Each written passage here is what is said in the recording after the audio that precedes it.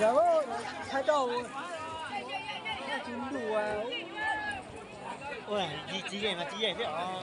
Ôi, chỉ vậy thế hả? Ôi, áo là chín gì mà chín đủ à. Nếu chơi chân giải gì? Nếu giải ba nữa. Giải ba ra, giải hai giải nhớ hai rồi đó. Giải ba giải chốt thì giải hai giải.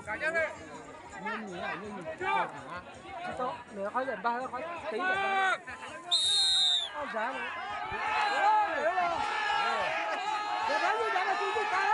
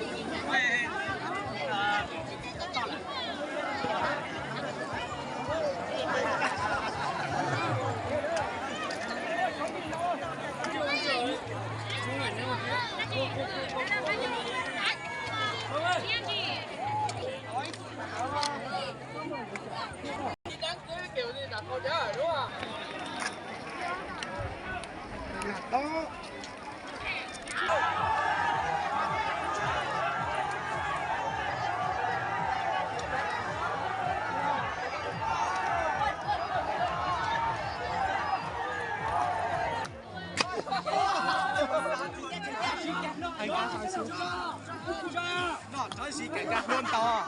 Đó. Kiểu. Tao cái mới cho tay đâu.